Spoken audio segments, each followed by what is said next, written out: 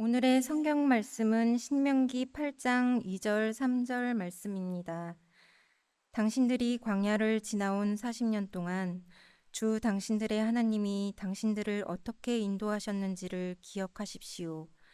그렇게 오랫동안 당신들을 광야에 머물게 하신 것은 당신들을 단련시키고 시험하셔서 당신들이 하나님의 계명을 지키는지 안 지키는지 당신들의 마음속을 알아보려는 것이었습니다.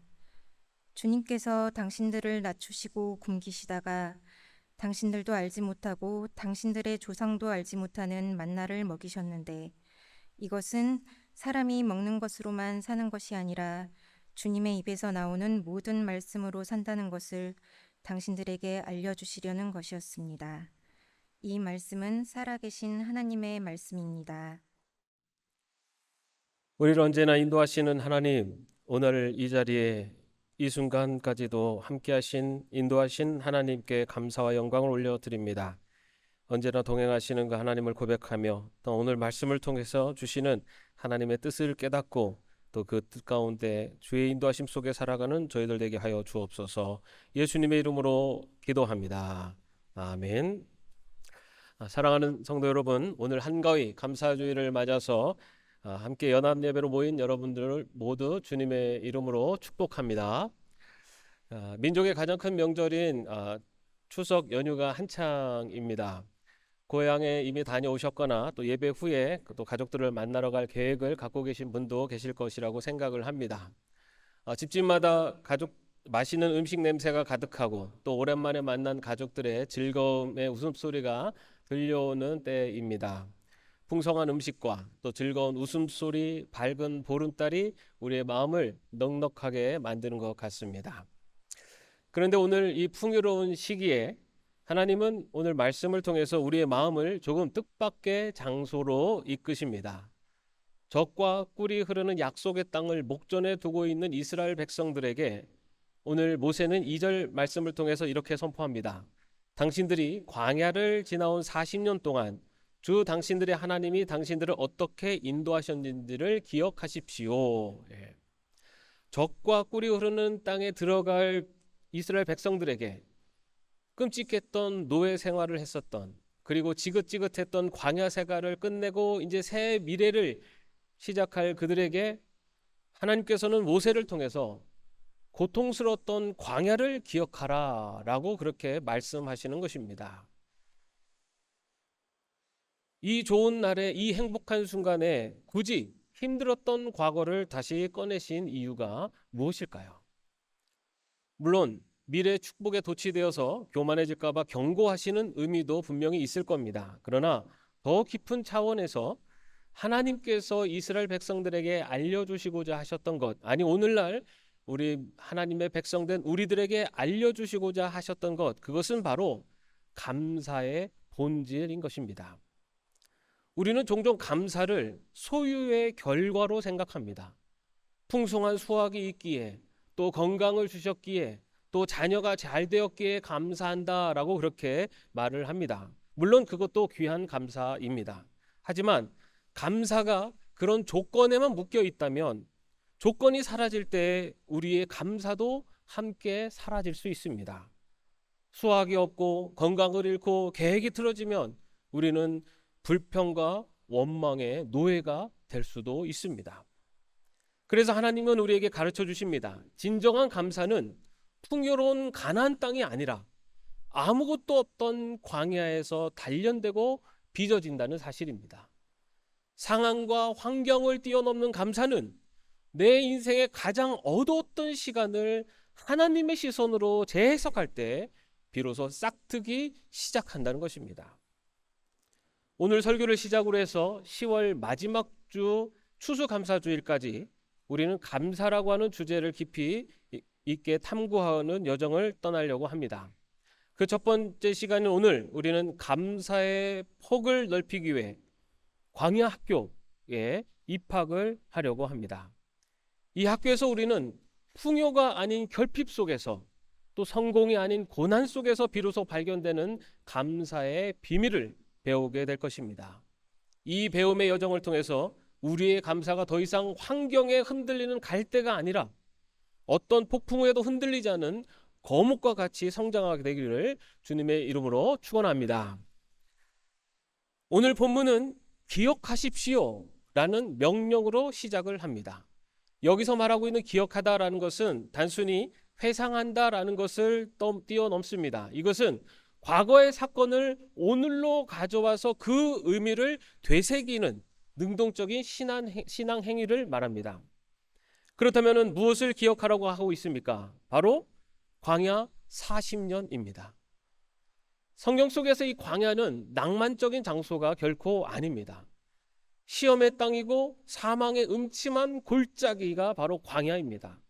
낮에는 폭염이 있고 밤에는 추위가 있고 그리고 길도 없고 불뱀과 정갈과 같은 위험이 도사리고 있는 곳, 언제라도 도적대들을 만날 수 있는 곳, 바로 두려움의 공간이 광야입니다. 그렇기 때문에 무엇보다 인간의 힘으로는 생존할 수 없는 절대 결핍의 땅이 광야입니다. 우리 인생에도 이런 광야가 있습니다. 예고 없이 찾아오는 질병, 끝없는 재정적인 어려움, 믿었던 사람에게 받은 배신, 막막한 진로, 자녀 문제로 인한 아픔, 바로 이런 것들이 우리 인생의 광야와 같은 곳이라고 할 수 있습니다. 떠올리는 것만으로도 가슴이 아픈 그 시간, 우리는 그 시간을 본능적으로 피하고 싶고 잊고 싶어 합니다. 그러나 오늘 하나님은 바로 그 시간을 기억하라 라고 말씀하고 있습니다. 왜일까요? 왜 하나님은 이 고통의 시간을 잊어라가 아니라 이 고통의 시간을 기억하라 라고 말씀하실까요? 하나님께서 말씀하시는 것은 고통 그 자체에 집중하는 것이 아니라 그 고통 속에서도 인도하신 하나님의 손길을 기억하라는 것입니다. 어떤 사람은 똑같은 과거를 돌아보면서도 불평하고 어떤 사람은 감사합니다. 그 차이가 어디에서 올까요? 불평은 고통과 문제에만 시선을 고정할 때 터져 나오는 것이 바로 불평과 고통입니다. 왜 나에게만 이런 시련이 있었을까라는 것은 원망으로 발전하며 불평으로 나타납니다. 반면에 감사는 그 시련 속에서도 나를 붙드셨던 하나님의 은혜에 집중할 때 솟아납니다. 그때 하나님이 도와주시 않으셨다면 아마 나는 무너졌을 것이다 라고 하는 이러한 고백으로 나의 광야를 바라볼 때 우리는 고난 속에서도 고통 속에서도 감사를 찾을 수가 있고 하나님의 은혜를 발견할 수가 있는 것입니다. 과거를 기억하는 것, 그 과거 속에 있는 하나님의 인도하심을 발견하는 것, 그것이 바로 감사를 시작하는 우리들의 신앙의 모습인 것입니다. 여러분, 그 어메이징 그레이스를 작곡한 존 뉴턴의 삶이 바로 이 기억이 가지고 있는 힘을 보여준다고 할 수 있습니다. 이 존 뉴턴은 젊은 시절에 악명 높은 노예선의 선장이었습니다. 어느 날 큰 풍랑을 만나서 죽음의 공포 앞에 놓이게 됐습니다. 그때 이 존 뉴턴은 어머니의 기도하는 그 모습을 기억합니다. 그래서 하나님께 간절히 기도합니다. 이 죽음 앞에서 살려주시면 하나님의 자녀로 하나님의 백성으로 살겠습니다. 그는 기적적으로 그 폭우 속에서 살아나게 됩니다. 그는 그 이후에 하나님의 백성으로 살았습니다 라고 하면 얼마나 좋았겠습니까? 그런데 그는 그 이후에 그 모든 것들을 또 잊어버리고 다시 방탕한 삶을 살게 됩니다. 그렇게 기적적으로 목숨을 구했음에도 불구하고 다시 죄의 길을 걸었던 존 뉴턴에게 이제는 몇 년이 지나서 죽을 병에 걸리는 위기가 찾아오게 됩니다. 그 죽을 병에 걸린 이 존 뉴턴은 자신을 폭풍우 속에서 구원해 내셨던 바로 그 하나님을 기억하기 시작합니다. 그리고 다시 하나님 앞에 무릎 꿇고 기도합니다. 그때 하나님께서는 그에게 은혜를 베푸셔서 그를 다시 살리십니다. 그는 철저히 회개하고 새 삶을 시작하며 복음을 전하는 하나님의 자녀로 하나님의 백성으로 살아가게 됩니다. 그는 자신의 살아온 인생을 돌아보며 자신의 고통의 순간, 아픔의 순간, 위기의 순간마다 자신을 구해주셨던 하나님의 은혜를 기억하며 바로 이러한 찬송의 가사를 기록합니다. 나 같은 죄인 살리신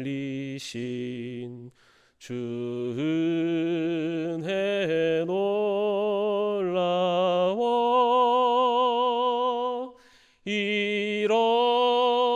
잃었던 생명 찾았고 광명을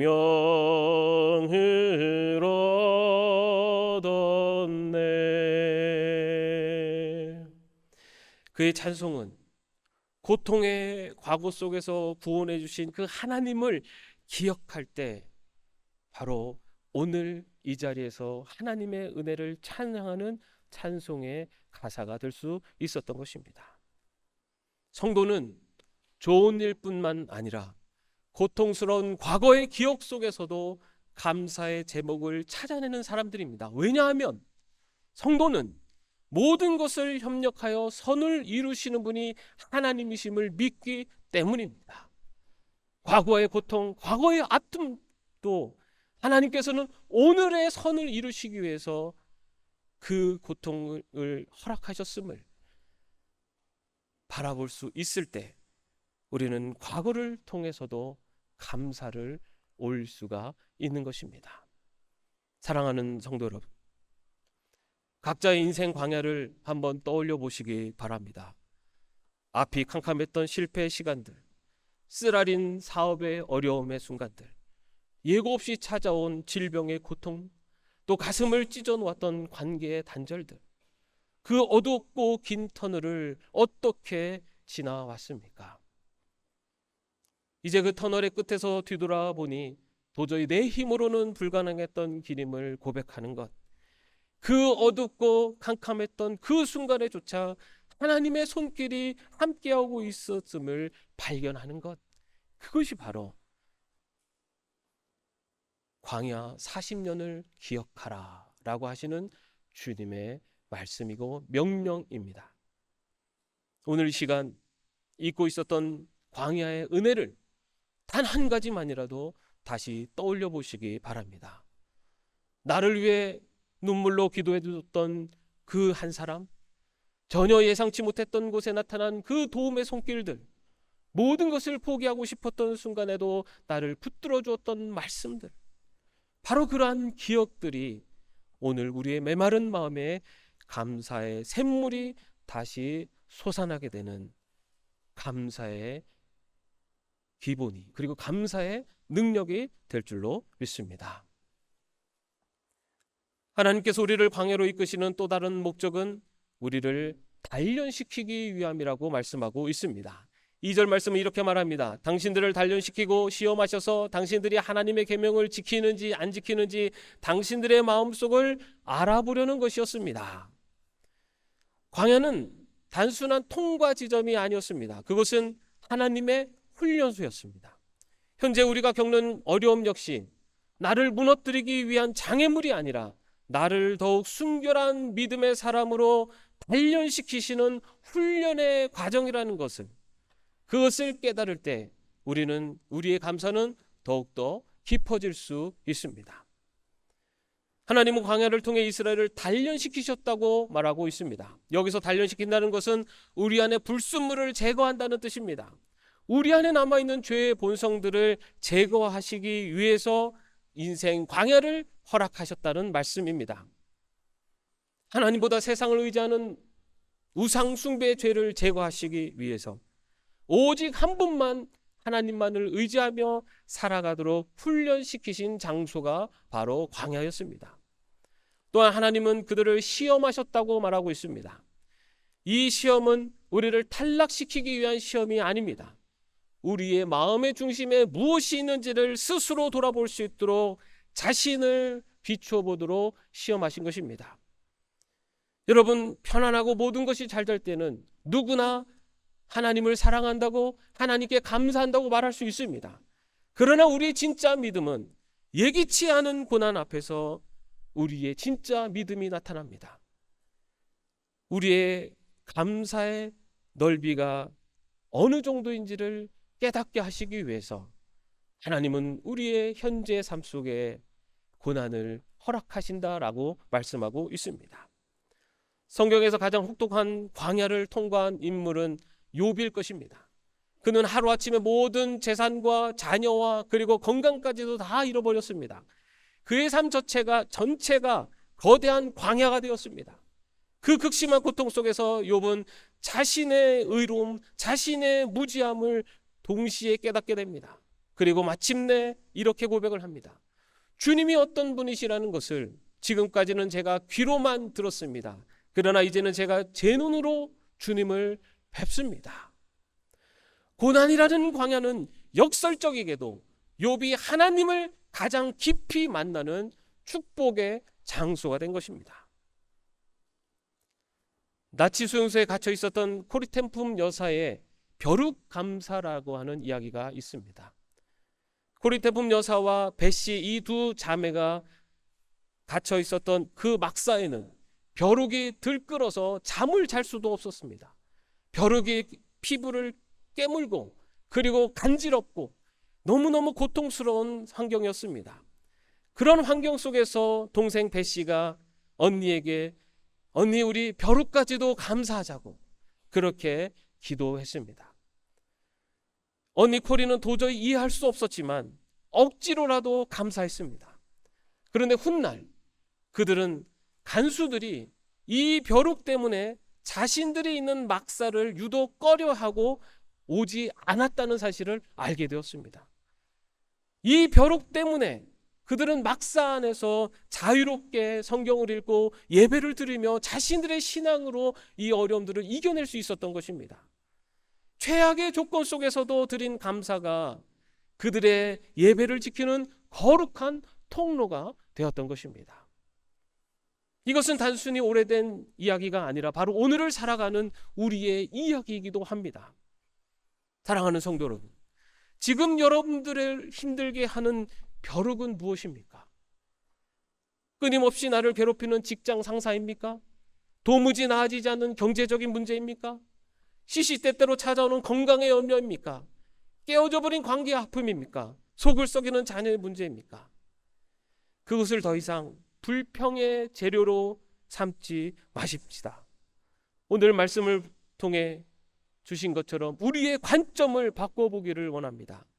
그 벼룩이 바로 나를 겸손하게 만들고 세상이 아닌 하나님만을 의지하도록 이끄시는 연단의 도구일 수 있다는 것을 믿음의 눈으로 고백할 수 있기를 바랍니다. 오늘 이 말씀을 통해서 우리는 하나님께 드려야 될 우리의 새로운 기도의 자리를 발견하게 됩니다. 하나님, 내 인생의 이 문제를 해결해 주십시오. 이 문제를 없애 주십시오라는 기도가 아니라 하나님, 이 문제를 통해 이 어려움을 통해 제가 무엇을 깨닫고 배우기를 원하십니까? 라며 기도하며 나아가는 것.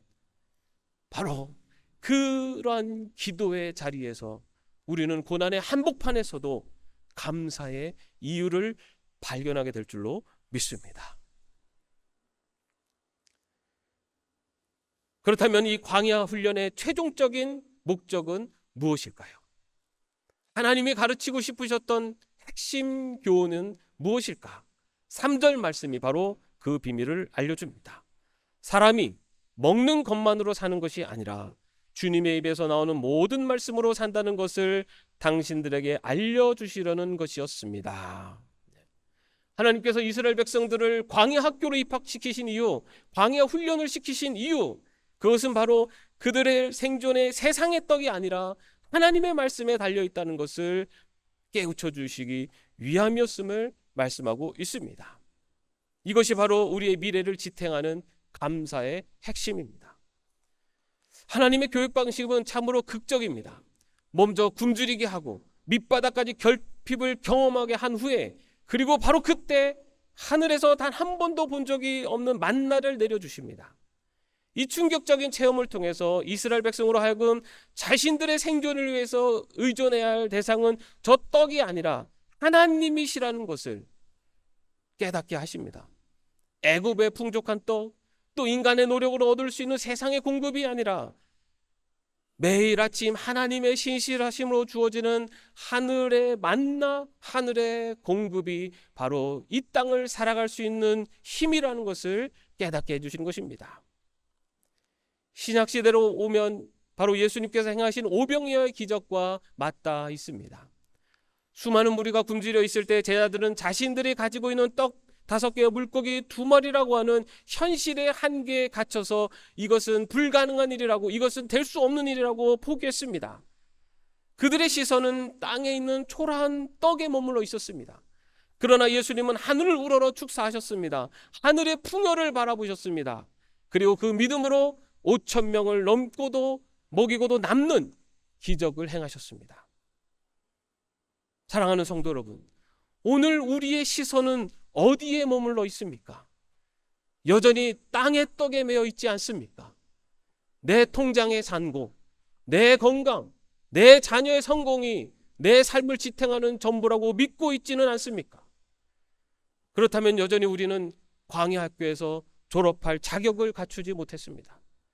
하나님은 우리가 이 땅의 떡을 무시하길 원치 않으십니다. 그러나 분명한 것은 우리의 삶에 그러한 것들이 주인이 되어서는 안 된다는 것을 가르치고 계십니다. 많은 믿음의 선배들이 이렇게 말합니다. 인생의 가장 내 영혼이 하나님과 가까웠던 시절은 내 인생의 가장 어려움에 찾아왔을 때 내가 하나님과 가장 가까웠던 것 같다. 왜 그렇습니까? 인생의 결핍이 있을 때 비로소 우리는 하나님 앞에 간절히 찾아 나가기 때문입니다. 세상의 떡이 떨어질 때, 현실의 어려움이 찾아올 때 우리는 하늘의 만나를, 하늘의 말씀을 양식으로 삼고 그것을 이겨내기 때문입니다. 사랑하는 성도 여러분, 우리가 살아가는 인생길, 세상의 떡을 의지하며 사는 자가 아니라 하늘의 양식을 의지하며 하나님을 의지하며 살아갈 수 있기를 주님의 이름으로 축원합니다. 세상의 떡은 언젠간 사라지고 썩어질 것들입니다. 그러나 하늘의 양식은 하나님께서 영원히 우리에게 주시는 약속의 말씀입니다. 이 약속의 말씀을 양식으로 삼아 하나님의 말씀 앞에 순종하며 그 말씀을 몸으로, 삶으로 받아들이며 실천하며 나아갈 때 하나님께서는 우리의 삶을 영원한 양식으로 채우시고 인도해 주실 줄로 믿습니다. 오늘 우리는 신명기 말씀을 통해서 우리의 감사의 넓이가 얼마나 넓어지고 깊어질 수 있는지를 살펴보았습니다. 우리의 감사는 과거를 향해 넓어져야 합니다. 아픈 기억 속에서도 함께 하셨던 신실한 손길을 발견하면서 감사하는 삶을 살 수 있는 우리 모두가 되기를 바랍니다. 우리의 감사는 현재를 향해서 더 깊어질 수 있습니다. 오늘 내가 마주한 이 힘겨운 현실이 나를 단련시키기 위해 나를 더 믿음의 백성으로 훈련시키는 과정이라는 것을 깨달을 때 우리의 감사는 깊어질 수 있습니다. 어쩌면 지금도 누군가는 어둡고 긴 광야의 터널을 지나고 있을지도 모릅니다. 그러나 기억하시기 바랍니다. 광야는 목적지가 아니라 과정이며 하나님 그 과정을 통해 우리를 빚어가고 계십니다. 그리고 우리의 감사는 미래를 향할 수 있습니다. 우리의 인생이 세상의 힘이 아닌 하늘의 약속에 있음을 믿고 신뢰하며 나갈 때 우리는 미래를 감사하며 나아갈 수 있습니다. 하나님이 결코 우리를 홀로 남겨주지 않으신다는 것, 하나님은 하나님의 백성을 불기둥과 구름기둥으로 인도하시며 가장 선한 길로 인도하심에 대한 분명한 믿음, 약속의 말씀에 대한 분명한 믿음을 가지고 나아갈 때 이 하늘의 양식을 먹고 이 하늘의 양식의 힘으로 나아갈 때 우리는 우리가 걸어가는 어떠한 미래의 삶의 조건 속에서도 감사하며 나아가게 될 줄로 믿습니다. 오늘부터 추수감사주일까지 이어질 이 감사의 여정, 그 위대한 첫걸음을 내디는 오늘 우리는 가장 깊은 광야에서부터 건져 올린 진실한 감사를 하나님께 올려드릴 수 있기를 바랍니다. 우리의 모든 여정을 아시고 우리의 모든 아픔을 치유하시며 마침내는 모든 것을 협력하여 가장 선한 길로 인도하실 그 신실하신 하나님, 그 하나님이 바로 오늘도 나와 함께 오 계시고 앞으로의 여정 가운데도 함께 하신다는 그 분명한 믿음을 가지고 과거도 현재도 미래도 감사하며 살아갈 수 있는 저와 여러분의 인생이 되시기를 주님의 이름으로 축원합니다. 기도하겠습니다. 사랑과 은혜가 풍성하신 하나님, 풍요 속에서 광야의 시간을 기억하게 하시는 말씀을 듣습니다. 좋은 때만 감사하고 어려울 때 원망했던 저희의 연약함을 또한 고백합니다. 주신 말씀을 붙들고 기도합니다. 지나온 광야에서 우리를 붙드셨던 주님의 손길을 기억하며 감사의 고백을 하게 하여 주옵소서. 지금의 고난이 우리를 단련시키시는 주님의 선한 과정임을 믿음의 눈으로 보게 하며 세상의 떡이 아닌 오직 주님의 말씀으로 사는 법을 배워가며 어떤 상황에서도 감사하는 삶을 살 수 있는 저희들에게 하여 주옵소서. 우리의 감사가 더 넓고 깊어지기를 바라오며 예수 그리스도의 이름으로 기도드립니다. 아멘.